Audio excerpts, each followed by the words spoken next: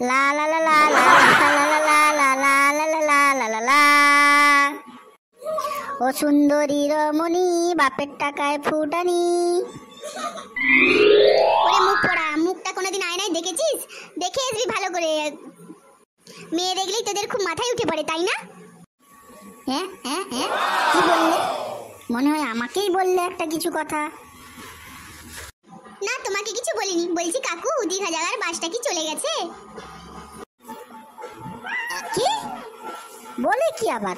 আমাকে দেখে কি তোমার কাকু মনে হয়? এত সুন্দর একটা হ্যান্ডসাম ছেলে আমি, আর তারপরে দীঘা, তাও আবার তুমি একা।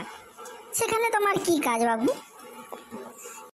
তা কাকু বলবো না তো কি বলবো? চোখে একটা বুড়োটে চশমা, গায়ে একটা বুড়োটে জামা, আবার ওই প্যাংলা কাঠি চেহারা। একদম তো কাকুর মতোই লাগছে গো কাকু।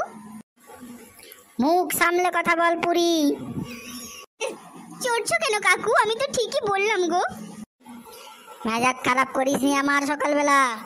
তোর দীঘা যাওয়া এক থাপ্পড়ে তোর দীঘা পাঠিয়ে দেবো, যাবি তুই এক থাপ্পড়ে? ও কাকু, তুমি কি যাবে আমার সঙ্গে দীঘা? চলো না গো কাকু। কাকু কাকু কাকু, আমার মাথাটা একবার খারাপ হয়ে গেল, এক থাপ্পড় মেরো। থাপ্পড় মারবে কাকু? মারো দেখি কেমন তোমার থাপ্পড়ের জোর। লে তাহলে থাপ্পড় খা, এই নে এক থাপ্পড়। ও মাই গড! যার শালা, মেয়েটা বোধহয় মাথা ঘুরিয়ে পড়ে গেল। আমি পালাই এবার, যত সব সকালবেলা সময় খারাপ।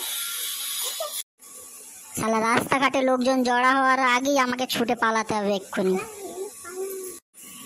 পচা পালা, দে দৌড়।